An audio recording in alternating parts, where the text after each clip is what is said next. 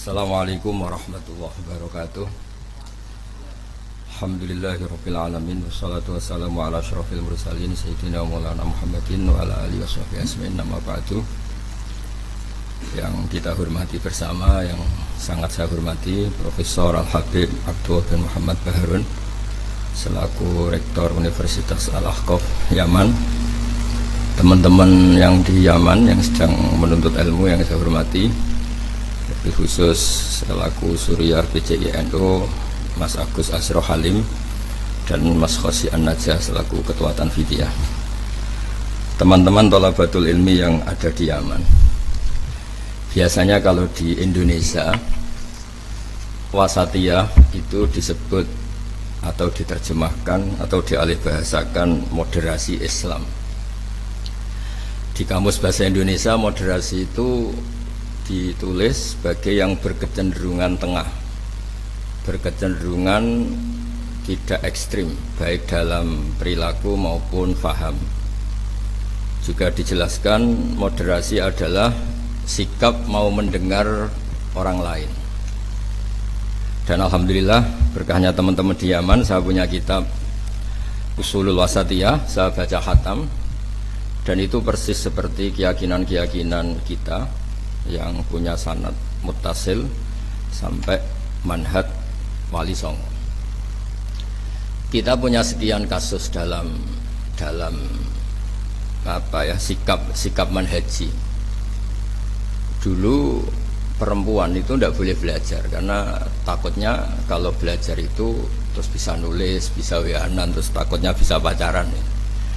Tapi lama-lama itu diketahui kalau terlalu lugu malah jadi korban, jadi objek karena mudah diakali, mudah dikibuli, mudah difitnah.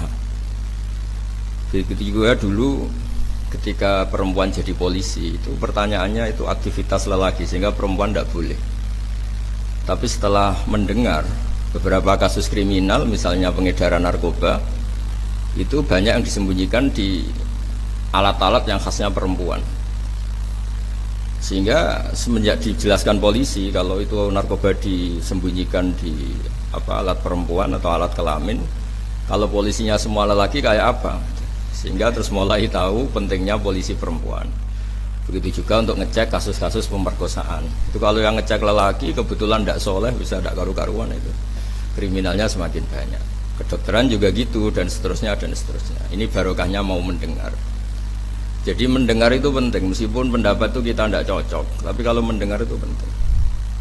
Dan awalu hadaddin itu ya diperdengarkan. Dulu Rasulullah SAW pertama jadi nabi itu ya memperdengarkan orang.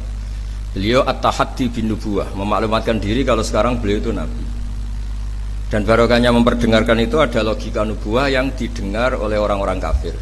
Kemudian sebagian mereka itu Islam. Karena logika yang terbangun sudah ada, mainstream sudah ada. Misalnya kalau problem banyak, resiko banyak, ya Tuhannya harus banyak. Maka pertama Nabi jadi Nabi itu digugat dengan kalimat aja'alal alihata ilaha wahida inna hadza lasyai'un ujab. Masa urusan kita banyak, kemudian Tuhannya satu. Kalau urusan kita banyak, Tuhannya harus banyak. Itu logika mainstream saat itu. Sampai Nabi bikin logika tandingan, yaitu kalau kamu jadi buruh dan majikannya banyak, semuanya minta dilayani, semuanya minta diturutin, Anda yang bingung. Kemudian mereka setuju. Terus Nabi memberi satu pemahaman, Tuhan kamu adalah majikan kamu, Rabbukum sayyidukum. Dan itu kalau banyak, kamu akan bingung karena semuanya punya hak merintah, punya hak negur, terutama punya hak memberi sanksi. Itu yang disebut darabawu mathalan rajulan fihi syuraka umutasyakisuna wa rajulan salamal lirrajul. Nah logika-logika permanen ini yang disebut kita nggak boleh ekstrim karena semua cerita dulu Nabi itu sah ya, sah itu meskipun itu nggak pilihan, sah mendoakan umatnya kena azab kayak zaman Nabi Nuh, Nabi Soleh kalau mereka nggak nerima ajarannya. Tapi itu pun setelah mimba dima ja'athumul bayinat atau sebagian ayat disebut hatta ta'tiyahumul bayinah. Jadi sanksi itu setelah kita memberi penjelasan kebenaran itu terang welo-welo sejelas-jelas mungkin, logika yang nggak bisa ditolak, itu baru sah kita mengkutuk, baru sah kita menyalahkan. Sehingga semua nabi itu punya kemampuan fatona, kecerdasan yang orang itu nggak bisa ngelak. Dulu misalnya di fikih orang Medina itu abkhosun nas, orang yang paling buruk dalam timbangan, orang yang sering transaksi tidak cash, tidak nakdan. Misalnya beli mangga masih pentil itu sudah dibayari dengan asumsi jadi mangga tua. Itu sudah perilakunya ahlul Madinah zaman itu begitu. Terus Nabi datang, ara'aita in mana Allahu as-samrah fabima astahilu ahadukum ala sahibi. Kamu menjual dengan asumsi itu sudah mangga tua. Kemudian mesti harganya mahal. Bagaimana kalau masih pentil sudah kena musibah, kena angin? Lalu kamu mengambil uang itu atas nama apa? Atas nama mangga tua nyatanya yang didapat pentil, atas nama pentil masa iya harganya sebanyak itu. Akhirnya ada kesadaran bahwa muamalah seperti itu tidak sehat, tidak benar itu. Begitu juga logika-logika tentang ada seseorang pemuda yang mau masuk Islam tapi syaratnya dibolehkan zina.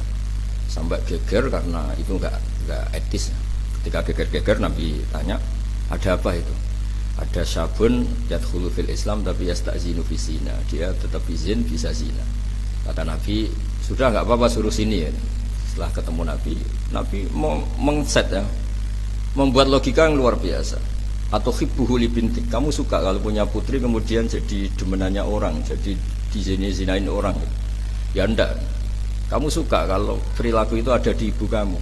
Hidung-hidung belang menjadikan ibu kamu objek seks ibu itu. Hidung belang itu ya enggak terima.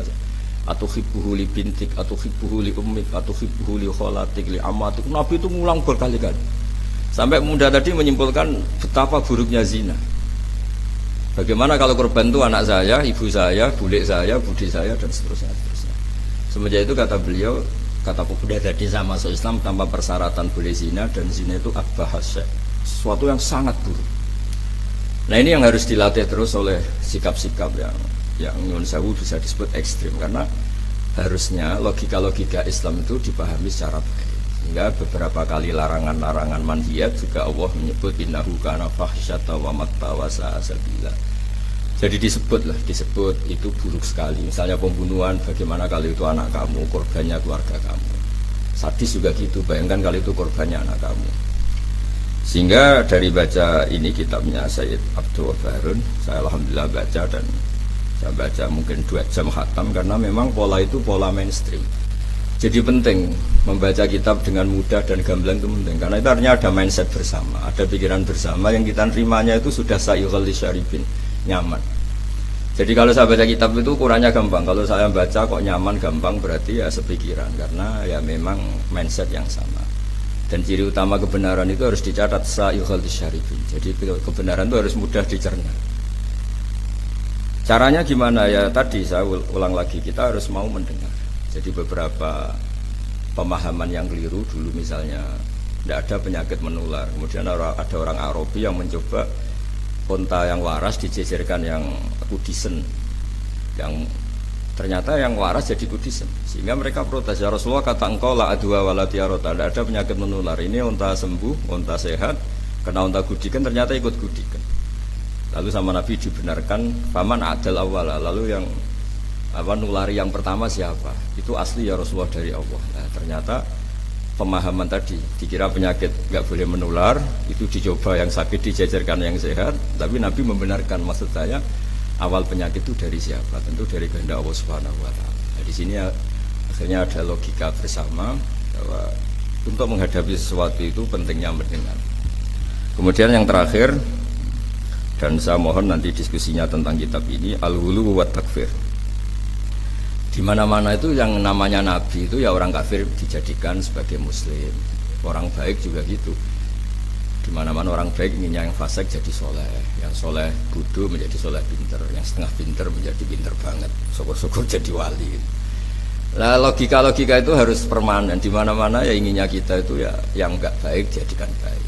Ini bukan kebalik, yang sudah baik dikafirkan, yang sudah anggota dikeluarkan. Itu aja secara organisasi masalah kan. Jadi takfir itu sebenarnya tidak usah dalil sudah jelas, masa yang sudah masuk dikeluarin.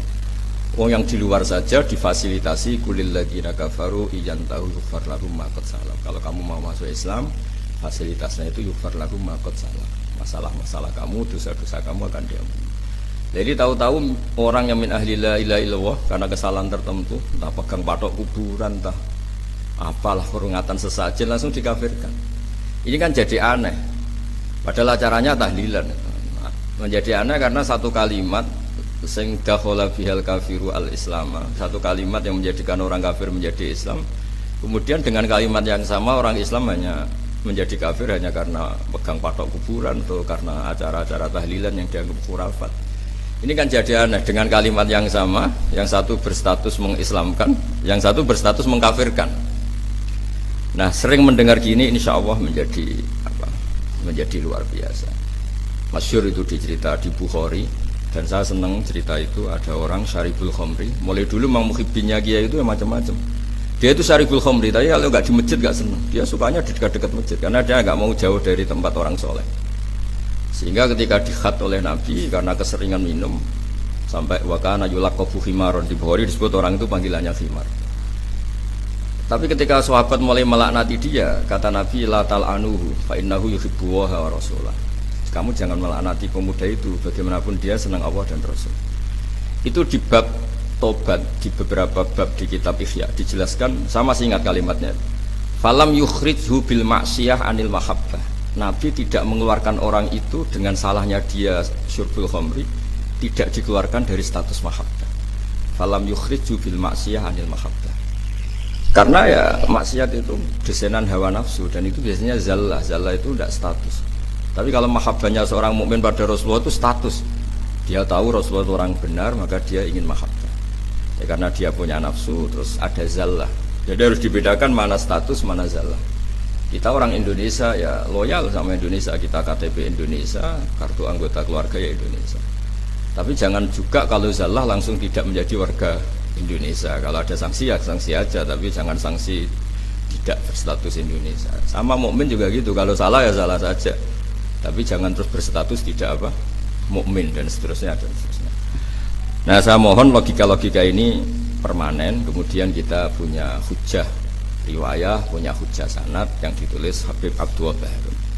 Karena barokahnya hujjah itu kita bisa menjelaskan kepada umat gampangnya berislam, gampangnya jadi orang baik. Saya berkali-kali cerita jadi orang baik itu gampang. Apalagi kita ini alhamdulillah senang makan, senang tidur, senang guyon, senang. Ya kalau kita jadi orang baik itu kan gampang. Artinya gampang gimana? Ketika semalaman kita guyon, anggap saja itu tarkul ma'asi, ya barokahnya guyon sama teman-teman, bakas terong bakar, bakas makan-makan, akhirnya malam itu tidak dugem, tidak maksiat. Barokahnya tidur semalaman, ya barokahnya tarkul ma'asi kuliah, ya udah gitu.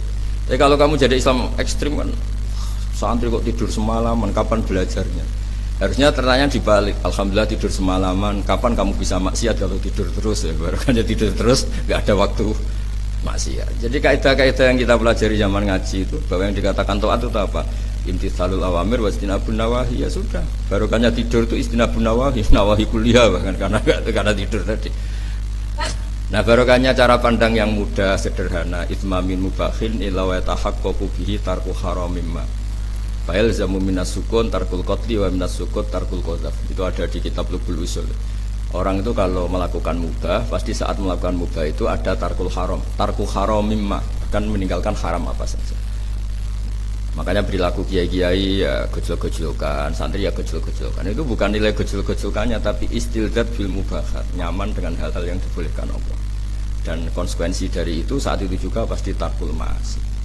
Nah, berkahnya berpikir seperti ini jadi enak gitu. Nabi juga sering ketemu anak-anak tanya, ya Umar mafa'alan ruher, kabar burung kamu gimana? Hal-hal seperti itu bercengkrama tapi menjadi suasana itu nyaman. Nabi ketika ditanya ayul islami khairun ya Rasulullah it'amut ta'am. Islam itu pokoknya mangan-mangan asik gitu ya sudah. Islam itu tabassum, Islam itu talqatu wajhin, ceria. Jadi dengan tahu kalau itu semuanya adalah tuntunan Islam, kan termasuk wa fi buti ahadikum shadaqah, Islam itu ya kumpul sama istri gitu. Ya sudah, itu kan hal-hal keseharian yang dibutuhkan manusia dan oleh Islam dilegalkan, didukung, dan saat yang bersamaan dijamin ada ridha Allah karena di situ ada tarkul ma'asi, ada tarkul munkar.